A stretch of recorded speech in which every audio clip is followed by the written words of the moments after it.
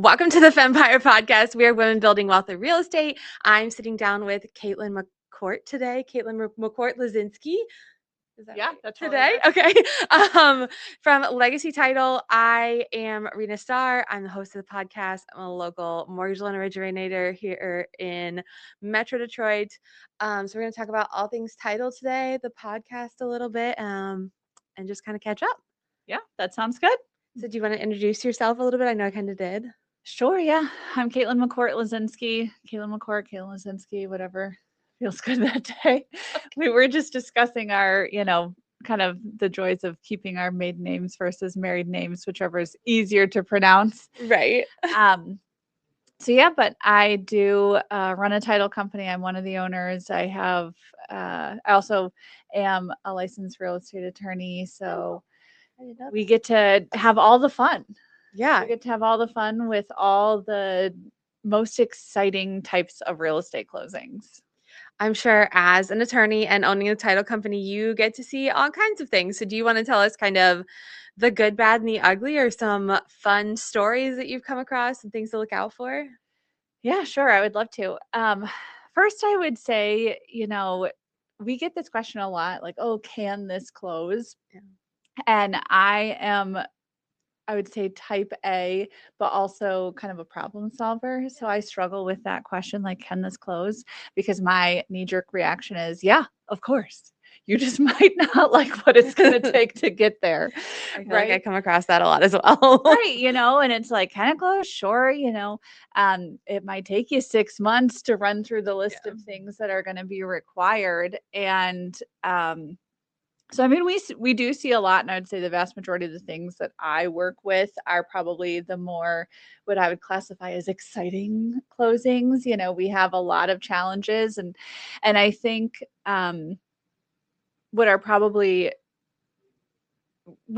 make people kind of pause and say, "Oh, yikes, can I close this?" is when we have to start getting into some sort of legal action, right? Yeah. And I would say those transactions are very closable. Right? They absolutely can be closed if you need quiet title or if you need probate or anything like that, right? The thing is that usually people don't know how to do it themselves, so they have to hire an attorney. And then there's also this question mark on timeline. And so where this really becomes a problem is when we didn't anticipate those originally, and we probably are already under contract. Right. And then it's like, okay, well, we have a buyer who says we have to close in 30 days, but we need quiet title. And we all know quiet title is probably not going to happen in 30 days. That's when I think it really starts to become a real problem. Yeah.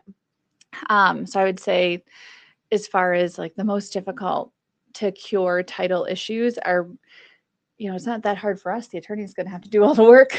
Right. Usually.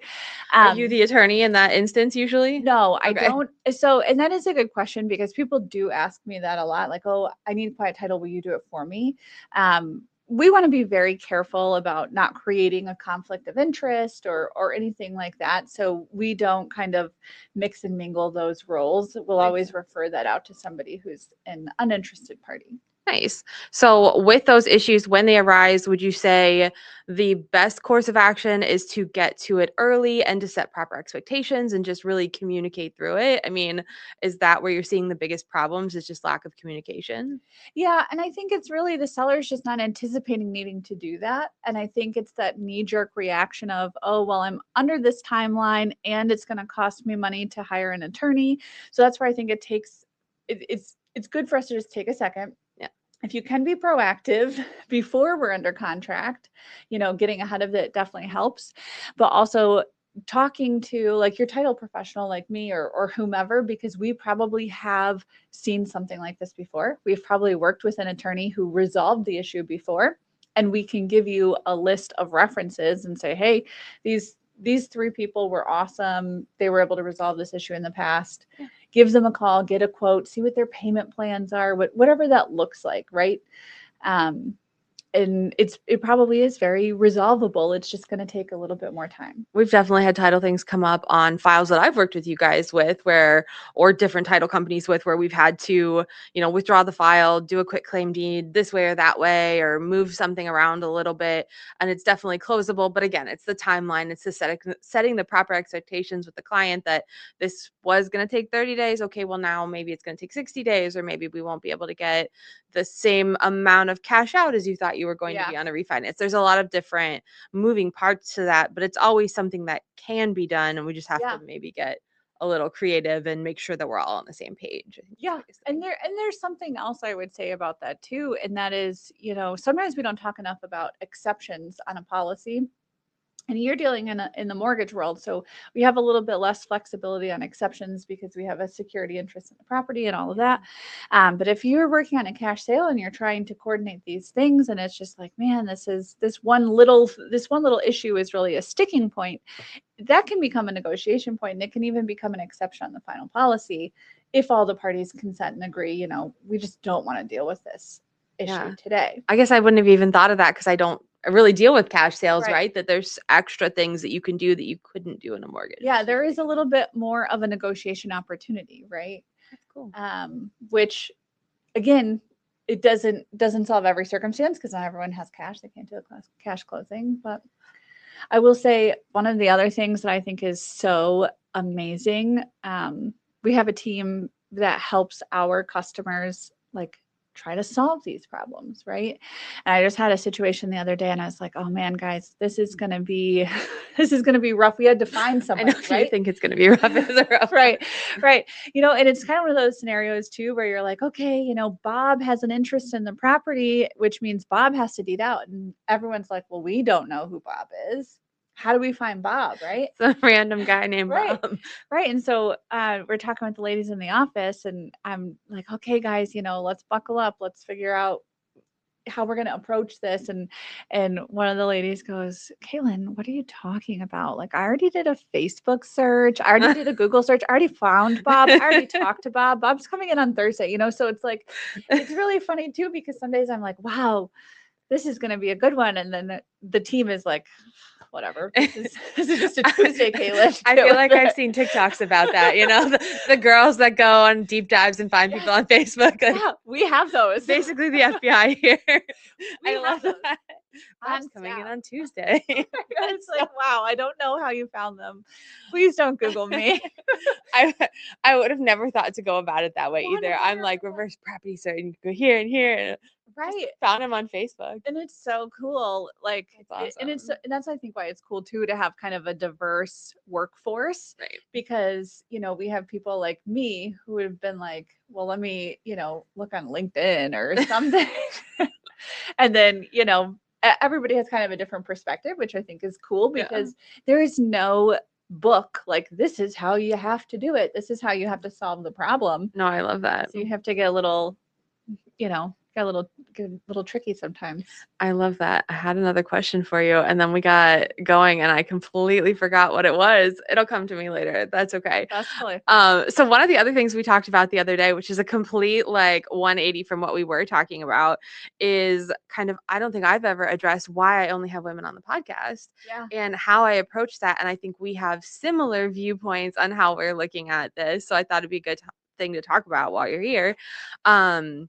So one of the things I wanted to do when I was setting up the podcast is never ask the question, what's it like to be a woman in real estate? Because I've been seeing so many panels and been on panels where that's the only question they ever ask the only woman on the panel. And I'm like, these women are amazing in their field. You're killing it. You're doing fantastic things. You're so accomplished. And to ever have somebody ask you that question would just be would break my heart. So one of the things I wanted to do was show representation without just asking that question, be able to talk about the topics in a way that is extremely accessible to women who want to get into investing.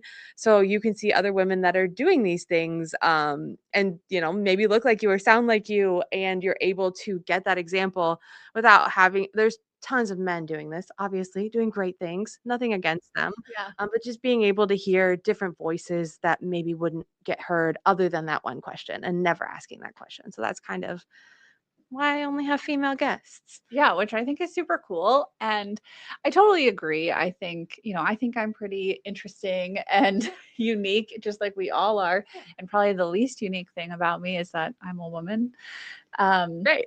And there's a lot of things that do, I think we all face different challenges. And I think we talked a lot about being a mom, Yes, that is definitely something you could ask me about. What's it like to be a mom in real estate? My daughter, we have our RIA meeting Thursday night. Shout out to that, Michigan RIA. It's this Thursday night. If you're around, stop by. Roy, Michigan. My daughter will be under the table hanging out with me that night because I don't have childcare. We have, my in-laws are older. My parents live out of state, and my husband has to work. So until he can come pick her up, she's with me, and she gets to be my little loan officer assistant all the time because that's what parenting's like sometimes. Yeah, I mean, I don't know about you, but today is St. Patrick's Day, and we almost caught a leprechaun in my house before we started our day. So, it's so funny you said that. Almost, though. We didn't, Yeah, that would be hard to catch one. My daughter has been, I think, unnecessarily excited about St. Patrick's Day. I don't know what the teachers are talking about at her daycare. Please stop. She's like, well, we got to decorate the house in all green. I'm like, it's not really when you decorate. I didn't even wear green today. Look at me. I did because I was going to get passed out by my own children. I'm going to be. I'm going to have to go home and change before I pick her up. I had green on this morning when she left, but she's like so excited. I'm like, wow, this is going to be such a letdown for her. Like, it's not like there's no gifts. There's not like anything. But then I saw what they were doing at school and it did look like they're having some fun. So I'm just waiting for her to come home and be like, what are we doing for St. Patrick's Day? Yeah. Well, we had to, I was like, okay, we can try to catch a leprechaun.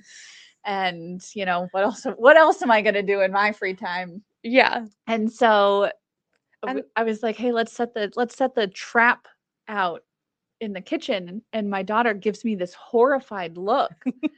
Like, the leprechaun can get in the house. And then I was like, silly mommy, leprechauns can't get in the house. Outside. We'll put it outside in the middle of this blizzard.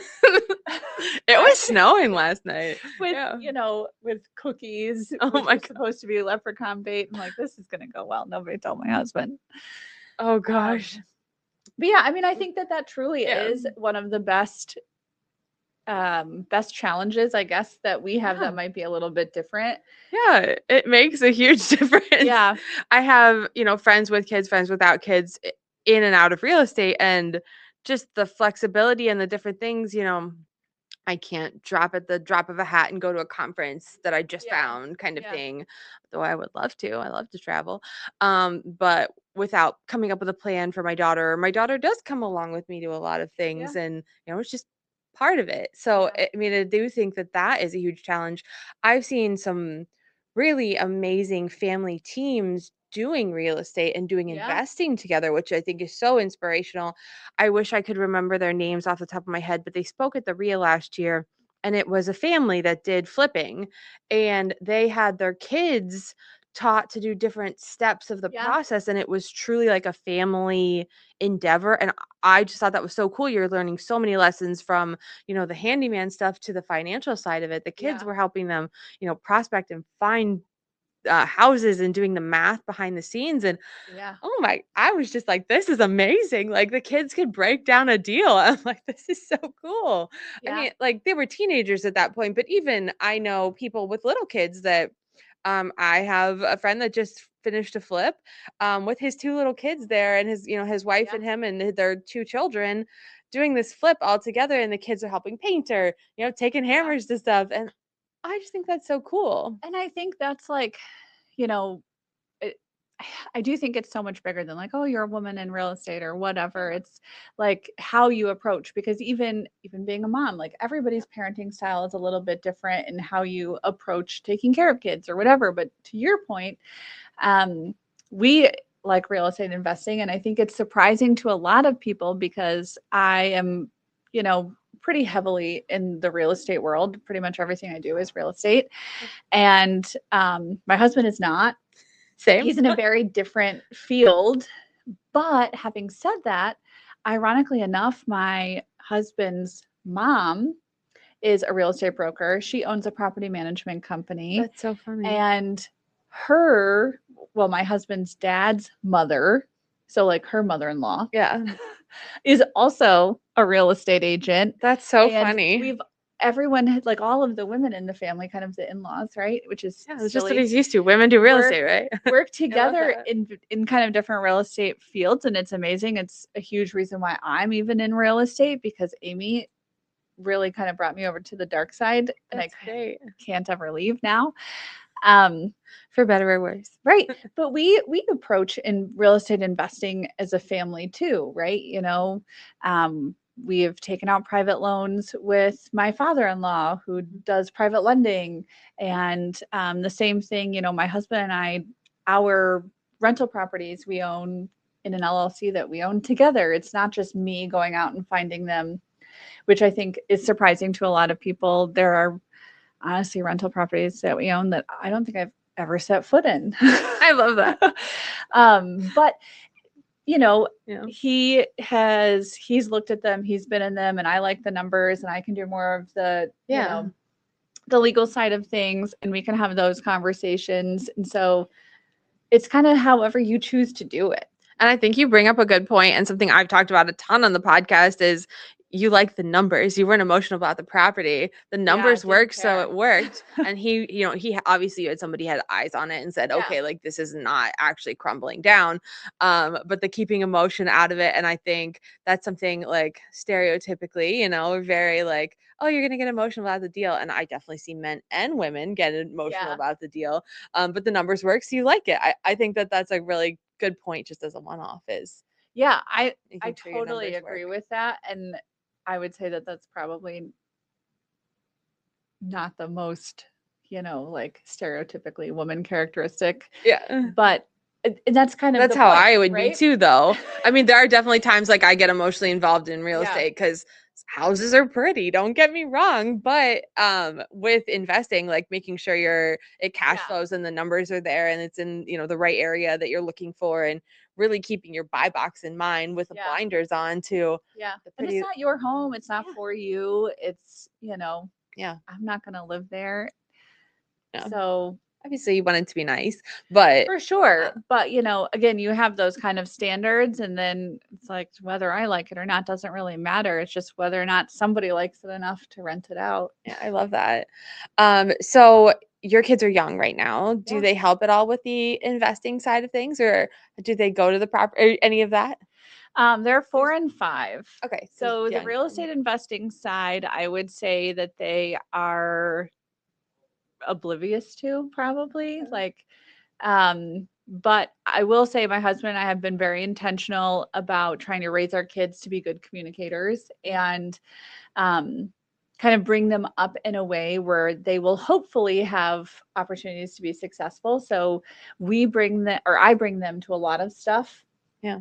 And like you were mentioning, bringing your daughter along, we bring when it's appropriate, right? Like there are some conferences that are geared a little bit more towards families, and we're pretty big on the kids, when they walk up to somebody, shaking their hand and saying, "Hi, my name is Luca. What's your name?" Little stuff that I still need to work on that with my feral child. I wish someone taught me that. Yeah. Right. And, I think most of us in this world today had a moment in probably their 20s or early 30s where they were like, I don't know how to say hi to someone, or I'm nervous. I have got to speak in front of this group of people, and I haven't had a ton of practice. Right. And so our goal is hopefully they don't have that moment where they're like, wait a second, I've got to be a big kid now, go say hi to strangers for a living. So I grew up with a mom. My mom owns an antique store. So as soon as I could see over the counter, I was working. I love that. So I talked to anybody. Public speaking was always one of those things that was terrifying for me. I think like 3 years ago, I said, this year is the year I figure it out. And I started the podcast. I started taking speaking engagements and speaking on panels and things, and getting on camera on social media. And it happened, and here we are. So, but having learned that at a younger age would have been amazing. Right. So that's cool that you're intentionally fostering that. Yeah. I think it's kind of some of those just forgotten skills sometimes that adults tend to take for granted. Right. Right. Yeah. Yeah. And I love that. That's really cool. I feel like we've gone through so many topics. I'm like sorting through them in my head. Is there anything I missed or anything else we should? I don't think so. We've covered kind of the gamut. Like, I what about you with real estate investing? What are some of your big like things that you're probably like passionate about? Or what's your preferred method of real estate investing? I'm excellent. curious. I like the Burr method. I Yeah. mean, just for me, it makes sense logically, and ethically for me. I have a hard time, and my husband and I have talked about this a lot. My husband grew up in Detroit on the east side. I grew up in middle of nowhere, Ohio. So we've both seen kind of the full gamut of predatory landlords and, people in bad situations and less compassionate landlord situations. But I've also seen my family, I've talked about this on here before. My parents have rentals, my parents own commercial property, and my dad, bless his heart, is the sweetest man and is whatever the exact opposite of that is. Yeah. To a fault. So kind of finding that middle ground, and I'm more of the hard line because I've seen my dad, really take every sad story, and sweetest man in the world, wants to help everybody. I love that for him. But I'm more pragmatic and my husband is more the opposite, so more like my dad. So finding that middle ground, and I think the Burr method for me, you're taking a property that is currently unlivable or currently not ideal to live in, creating housing, which we have a shortage of, especially single family homes right now. So taking an unlivable or less than livable single family home and creating housing out of that ethically and morally and just in my mind, and feels good, feels warm and fuzzy, but then also monetarily makes a lot of sense. So being able to mix my ethical feelings and my economic side, the two sides of my brain there, and in a way that my husband is comfortable too, because obviously as a partnership, I can't just go rogue for our family and start doing things that he wouldn't feel warm and fuzzy about. So being able to, take that, and then kind of the rinse and repeat part of that is already a built-in cycle. I really like personally. And see, I think that this is so interesting because, and my husband and I have had this conversation because my husband owns a business as well. Yeah. And then I own part of the title company and I run it as, my day job. Yeah. And it's funny because I wouldn't ask my husband like, oh, what do you think I should do for the title company? And he wouldn't ask me like, oh, what do you think I should do for this thing? Yeah. But at the same time, we've made that choice to have this real estate investing rental property business together, which is so funny because I don't think we'd ever choose to work together. We're too opposite. But you know what I mean? And I think it's so interesting to talk to different couples and different families and see how they approach it. And I definitely see couples where they don't do it together. I know a ton of women who are just doing it on their own, which I have so much respect for. But I also know, as handy as I am, my husband is like very handy. Like he can do plumbing, electric, he can do everything. So why would I count him out of that? For me personally. And then I'm the finance side of it. He kind of grounds me when I get too excited about projects, which is nice. So we balance each other out, which is really nice for something big like that. But I would, and I know I'm not asking him about mortgages. We talk about, I mean, obviously we talk about work, and if he needs something at the library, I'm going to help, but I'm not a librarian. So, we just have very different frames of reference. Exactly. And I think it's so interesting because people are like, oh, why don't you create XYZ business with your husband? And we would both laugh and be like, no way. And no, thank you. Yeah. But yet here we do real estate investing together. And I think it is so interesting to see how all different, families and couples kind of operate. And there's no wrong way to do it. Sure. And there's no wrong way to invest. There are as many. Well, you could lose money. Well, obviously, you know what I mean? That there's no wrong method. If a method works for you, that's the method that's going to be the best. I always advise people at the beginning, find one thing and master it and then expand. If you're going to do the burn method, do the burn method. If you're going to wholesale, start out, do a couple wholesale deals under your belt. Not to say you can't expand, but I have so many investors that are so excited and I love that. And they've listened to all these gurus and they're like, okay, I'm going to do this. I'm going to buy and hold, and I'm going to do this, and I'm going to do this. And okay, but which one are we doing first? What's the plan? So you kind of have to rein it in. So if you can start out with, okay, these are our strengths, as a couple or individually, however you want to invest, and say, this is how we're going to move forward in the beginning. And you don't have to have a firm plan. If you find the deal of a century, take it, obviously. But having, being able to rein yourself in, or if you have a partner, having them help rein you in, because I'm the idea one. He is the grounded one. So having that is really nice to have that balance. Yeah. I think, like you said, a lot of important things there. Wendy Patton is notorious for telling me that, if you want to get something done, or if she always refers to her fist. Like, you can really hit through something, you can punch through something with a fist, but if you've got all 5 fingers out, you're going to just break your fingers. Right. Like, you've got to consolidate it into one, make a fist, make a target. Yeah, I think that's huge. One target and do that. And I do think it's important to talk about, like, what's your end goal? We talk about the method and we're like, okay, this method makes sense and that's cool, but also, why are you doing it? Right? Because I think a lot of the investors we see on podcasts and we hear and are up there presenting, they're like, you're going to make a living out of this. You're going to make $1 million your first year or whatever. Is that your goal?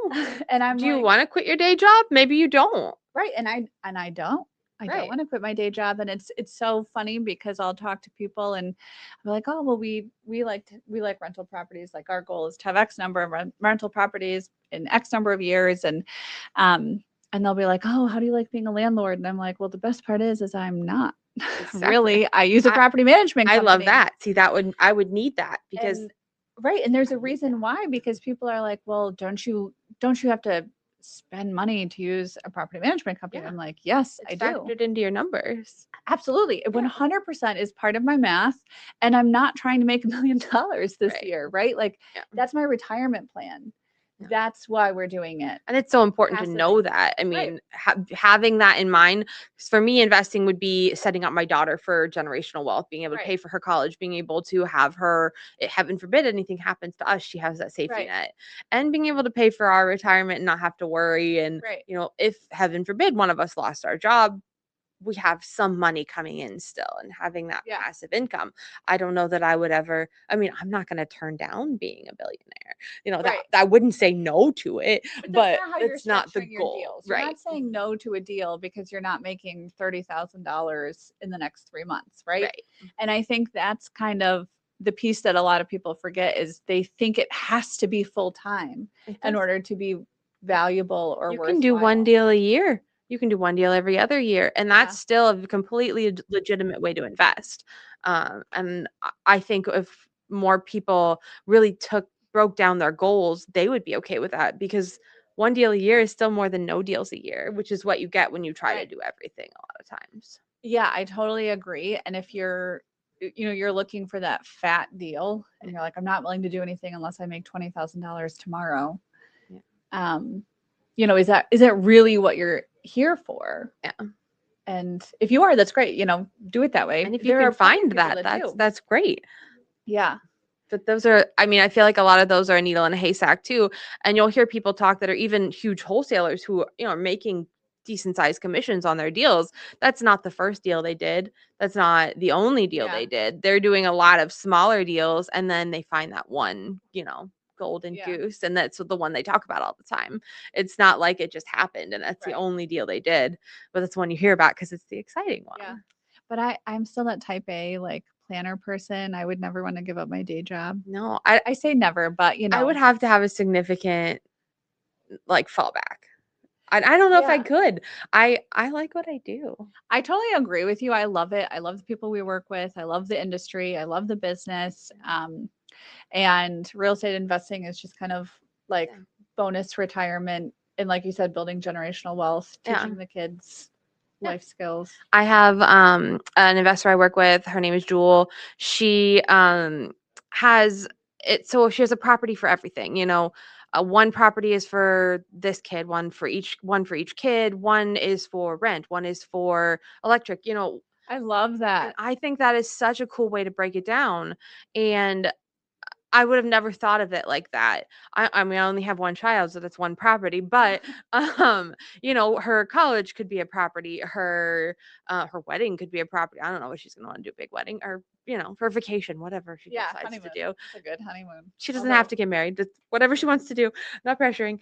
Single moon. A big European backpacking trip, whatever, could be a property. My Our mom heart's nervous about that. I did it. I can't say anything. We'll talk about that another time. But different things for property, and maybe one property is my fun money or my vacation property. Yeah. And once you get everything else squared away, it's important to pay yourself too, or else you'll burn out. And I think that's something not a lot of people talk about, but probably we could talk about another day. Yeah. Is doing too much and burning out. That's a really interesting way of doing it. Yeah. I just think that was really cool. But yeah, this was great. I feel like we covered a lot of topics and got a lot of really good information in there. I definitely will want to re-listen and reflect on everything. So I think that was really cool. I learned some things. Yeah, me too. So thank you for being here. If you want to check out Caitlin and Legacy Title, do you want to put your social media handles or say? Yeah, we have a YouTube channel as well, all about really real estate closings. So ironically, our handle is real estate closings. Oh, you got real. I feel like that's impressive. I feel like that's yeah. So Legacy Title has a channel, and we also have our Instagram and Facebook, which is just at Legacy Title. Cool. Which has some good updates and stuff too. Nice. And I'm at Mortgage Starr on Instagram, TikTok, though I don't post on TikTok as much as I should. So come follow. And if you need help with title, reach out to Caitlin and Legacy Title. If you need mortgage help or just questions, if you're curious about something or want to learn something more, we're definitely both open to questions and helping out. Appreciate you being here. Thanks for having me. This was fun. Yeah. And have a great day.